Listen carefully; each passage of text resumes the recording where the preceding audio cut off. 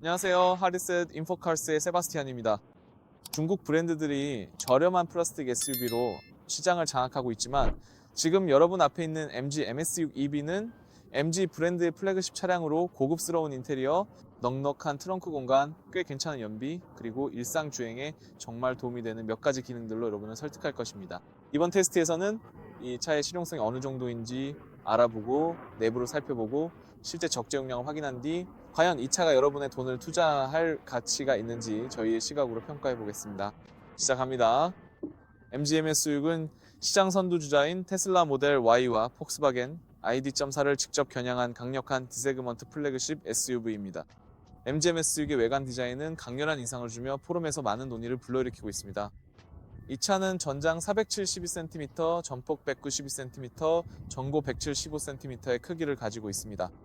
휠베이스는 283.5cm로 상당히 길어 이 모델을 D세그먼트 SUV 중 최상위권에 위치시킵니다. 차량 디자인은 근육질의 미국식 크루저를 연상시키며 프리미엄 스타일을 강조하는 검은색 글라스 루프가 차량의 실루엣을 시각적으로 한층 가볍고 세련되게 만들어줍니다. 전면부에는 특징적인 그린 그릴이 자리 잡고 있으며 그 안쪽에는 정교한 액티브 셔터 그릴이 숨겨져 있습니다. 이 작은 날개들은 마치 물고기의 아가미처럼 작동합니다. 이 셔터는 배터리셀 냉각이 우선인지 아니면 공기역학적 효율을 극대화하는 것이 우선인지에 따라 매 순간 자동으로 열리고 닫힙니다. 이 차량의 공기 저항 계수는 0.26에 불과합니다. 미쉐린 타이어가 장착된 거대한 20인치 휠에 적용된 특수 커버 및 디플렉터와 결합되어 이러한 공기역학적 개선 사항들은 실제 주행거리를 50km 가까이 추가로 확보해줍니다. 일상적인 사용 측면에서 볼 때 전통적이고 견고한 도어 핸들은 큰 장점입니다. 겨울철에 얼어붙기 쉬운, 고장나기 쉬운 자동 돌출형 도어 핸들은 잊으셔도 좋습니다. 게다가 도어 하단 모서리가 매우 낮게 설계되어 차체 문턱을 완전히 덮어주며 이중 실링 처리로 내부로 먼지가 전혀 유입되지 않습니다. 즉, 눈 녹은 진흙탕 길에서도 바지 밑단이 더러워질 걱정 없이 차에 타고 내릴 수 있다는 뜻입니다. 후면부에는 유려하고 매끄러운 형태의 현대적인 LED 라이트바가 적용되어 밤에도 매우 강렬한 조명 시그니처를 보여줍니다. 이제 실내로 들어가 보겠습니다. MG MS6의 실내는 정말 자랑할 만한 요소가 많은데 마치 럭셔리한 공간처럼 느껴집니다. 보시다시피 시트는 경쟁 모델의 인조 가죽보다 훨씬 고급스러워 보이는 스웨이드 소재로 아주 멋지게 마감되어 있습니다. 전반적으로 실내 분위기가 정말 인상적입니다. 미니멀리즘과 전체적인 디자인이 아주 조화롭게 어우러진 느낌입니다. 이제 실내로 들어가서 안쪽을 살펴보겠습니다. 이 MG 차량 인테리어는 정말 잘 구성되어 있습니다. 보시다시피 어디를 만져봐도 촉감이 아주 좋은 부드러운 소재로 마감되어 있습니다. 사용된 플라스틱 소재도 부드러운 재질로 덮여 있어 확실히 프리미엄급 제품이라는 느낌을 줍니다. 모든 것이 매우 미적으로 보기 좋습니다. 보시다시피 실내의 핵심은 이 12.8인치 디스플레이인데 현대적인 자동차가 갖춰야 할 모든 기능을 담고 있습니다. MG의 전체 시스템 또한 매우 원활하게 작동합니다. 내장된 내비게이션도 실제로 사용할 만한데 꽤 반응이 빠르고 사용하기에도 꽤 괜찮습니다. 그 외에도 보시다시피 우리가 사용할 수 있는 다양한 주행 모드가 많이 있습니다. 원페달 드라이빙, 회생제동, 오토 홀드 시스템 같은 옵션을 선택할 수 있어서 정말 설정하고 즐길 거리가 많습니다. 물론 헤드업 디스플레이도 이용 가능한데 이것도 아주 멋진 기능이고 개인의 필요에 맞춰 커스터마이징 할 수 있습니다. 예를 들어 MG 파일럿으로 넘어가 보겠습니다. 여기서도 속도를 초과하면 삐소리를 내며 경고하는 모든 보조 장치들을 설정할 수 있습니다. 물론 성가신 기능이지만 MG 파일럿을 사용하면 이 기능들을 끌 수 있습니다. 물론 매번 다시 설정해야 하므로 일시적인 옵션일 뿐입니다. 그래도 기능이 있다는 것 자체가 다행이죠. 여기에는 앰비언트 라이트 설정도 있어서 정말 설정할 거리가 많습니다. 기본적으로 안드로이드 오토와 애플 카플레이도 당연히 지원합니다. 무선으로 연결할 수 있습니다. 기기와 연결하는 것도 매우 쉽습니다. 한번 직접 해볼까요? 보시다시피 여기 아이폰이 있는데요. 이 기기로 해야 할 일은 설정으로 들어가서 블루투스 옵션을 누르고 블루투스가 켜져 있는지 확인하는 것 뿐입니다. 우리 MG 차량을 찾아서 연결하면 됩니다. 전체 과정은 매우 빠르게 진행될 겁니다. 페어 버튼을 누르고 Allow를 선택한 다음 차량 화면에서도 페어를 누르면 됩니다. Connect to CarPlay를 누릅니다. 그러면 차량이 휴대폰과 연결될 것입니다. 보시다시피 애플 카플레이가 실행 중이라는 메시지가 뜹니다. 2초 정도 기다리면 보시는 것처럼 아주 간단하게 애플 카플레이를 활성화할 수 있습니다. 물론 여기서는 표준 애플 카플레이 시스템을 이용할 수 있습니다. 왓츠앱, 텔레그램, 스포티파이 등 휴대폰에 설치된 여러 앱을 사용할 수 있죠. 물론 유튜브 뮤직도 가능합니다. 또한 구글 지도나 애플 지도 등 지도를 사용할 수 있으며 전체 시스템은 아주 훌륭하게 작동합니다. 주목할 만한 장점은 애플 카플레이가 실행 중일 때도 내비게이션을 매우 편리하게 해주는 이 하단 바를 계속 사용할 수 있다는 점입니다. 음악, 차량 설정, 전화 또는 360도 카메라 기능을 사용하기 위해 굳이 MG 시스템으로 돌아갈 필요가 없습니다. 물론 애플 카플레이 시스템에서 나가고 싶다면 이 MG 버튼을 누르면 메인 화면으로 돌아옵니다.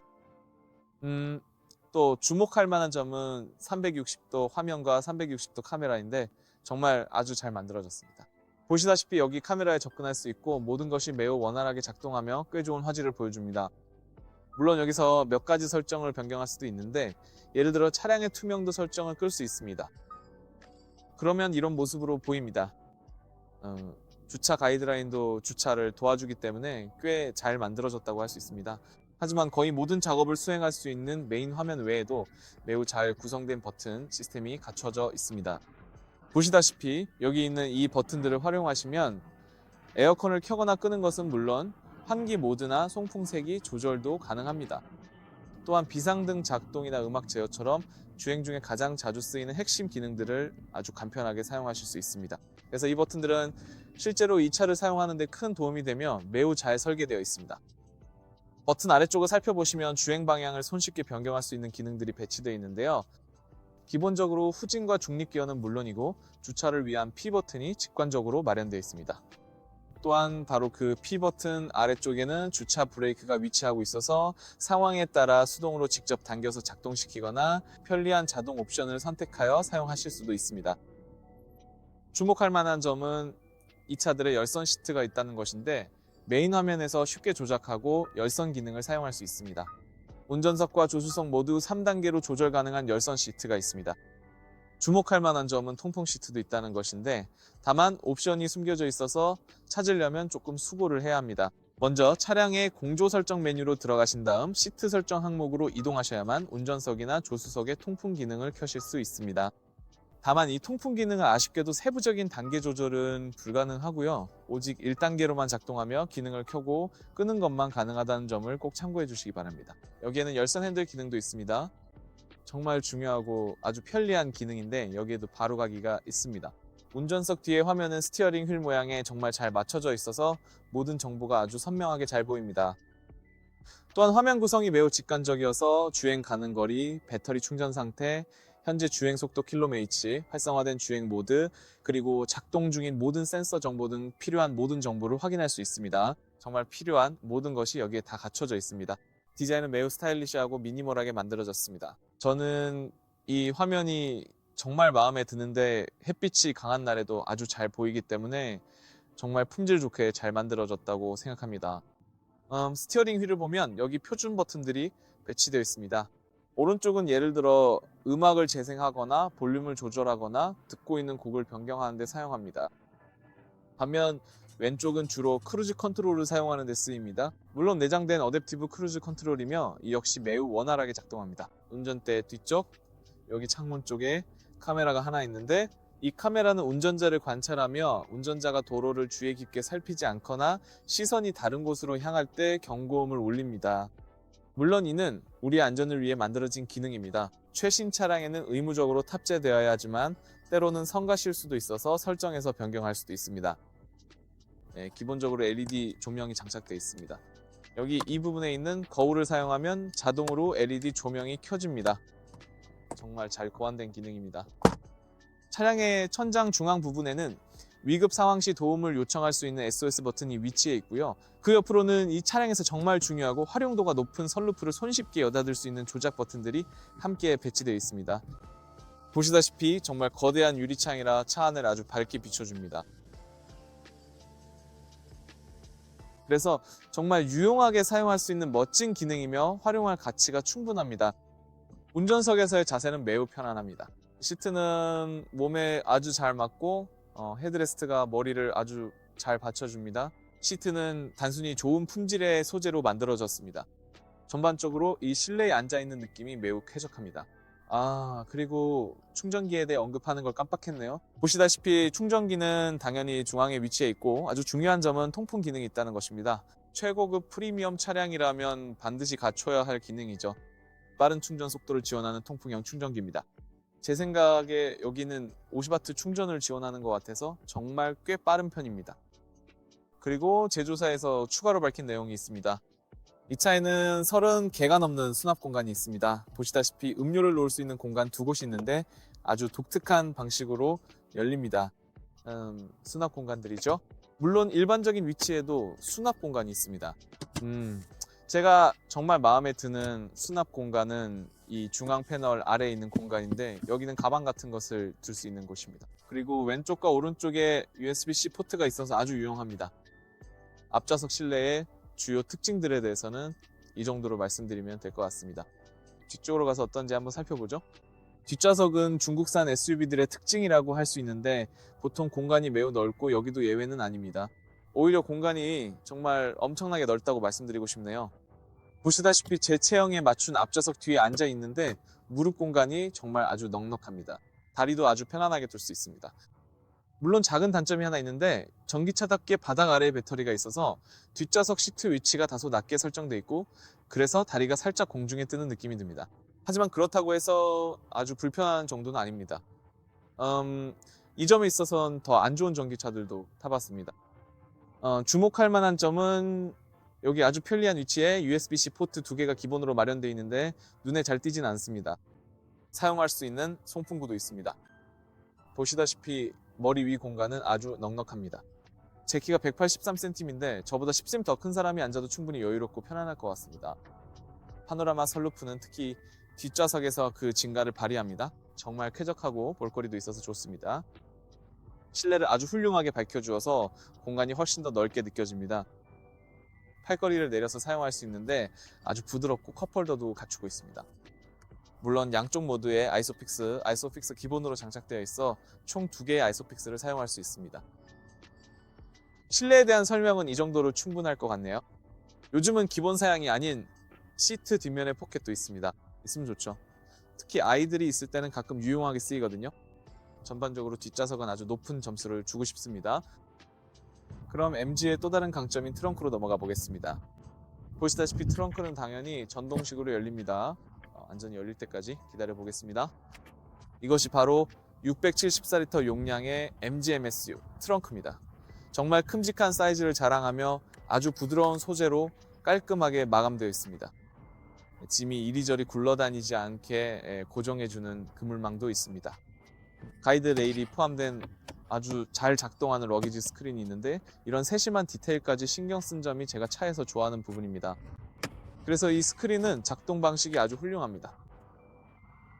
그럼 이 트렁크에 무엇이 들어가는지 한번 살펴볼까요? 자, 그럼 표준 여행 가방 테스트를 해보겠습니다. 물론 여기 케이블 보관함도 있습니다. 일단 한번 꺼내보죠. MG의 표준 케이블 세트입니다. 한번 열어볼까요? 보시다시피 구성품으로 공용 충전용 케이블이 이렇게 기본적으로 포함되어 들어 있습니다. 보시다시피 벨크로가 아주 강력하고 단단하게 붙어 있는데요. 하지만 아쉽게도 그 바로 아래쪽 공간은 짐을 실을 수 있는 수납 공간은 아니라는 점을 참고해 주시면 좋을 것 같습니다. 그럼 여행 가방들을 넣어서 얼마나 들어가는지 확인해 보겠습니다. 우선 가장 큰 가방부터 넣어 볼 텐데 이런 식으로 세워서 넣으려고 하면 덮개 때문에 닫기가 어려울 수도 있겠네요. 이 점은 조금 의외였습니다. 안타깝게도 트렁크 바닥 높이가 꽤 높은 편이라 제대로 씻으려면 이런 식으로 넣어야 할 것 같습니다. 이번엔 중간 사이즈 여행 가방으로 넘어가 보죠. 이건 아마 덮개 아래로 충분히 들어갈 것 같네요. 맞습니다. 그래서 이런 중간 사이즈 가방은 이런 식으로 3개까지는 거뜬히 실을 수 있습니다. 반면에 이런 표준 세트 구성도 이렇게 실어서 운반할 수 있습니다. 600리터가 넘는 이 트렁크에 여행 가방을 세워서 실을 수 없다는 점은 조금 의외였지만 그래도 이 정도면 꽤 괜찮습니다. 꽤 쓸만한 짐들은 충분히 실을 수 있겠네요. 이제 좌석이 어떻게 접히는지, 그리고 좌석을 접은 후 트렁크 공간은 어떤지 한번 살펴보겠습니다. 이걸 확인하기 위해 여행 가방들을 꺼내고 좌석을 접어보겠습니다. 좌석은 일반적인 방식으로 접힙니다. 여기에 해당 버튼이 있습니다. 보시다시피 바로 여기에 위치해 있습니다. 좌석은 기본적으로 60대 40 비율로 접힙니다. 중국인들은 스키를 실을 수 있는 가운데 부분을 따로 분리하는 것을 좋아하지 않지만 좌석을 접으면 정말 넓은 용량의 트렁크 공간이 생깁니다. 전체를 다 접어보겠습니다.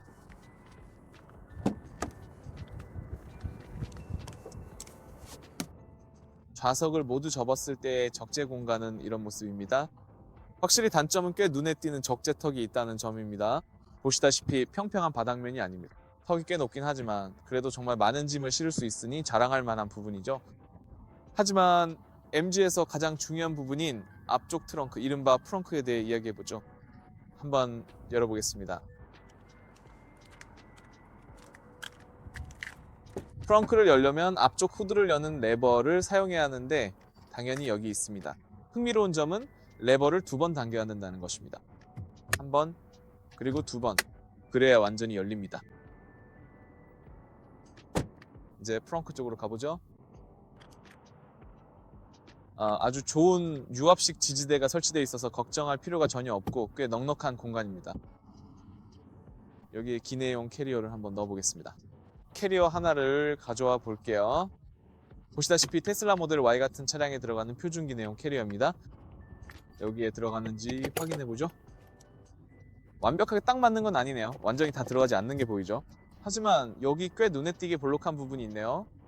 그래도 한번 닫아보겠습니다. 보시다시피 이런 기내용 캐리어는 이 프렁크에 충분히 실어서 운반할 수 있습니다.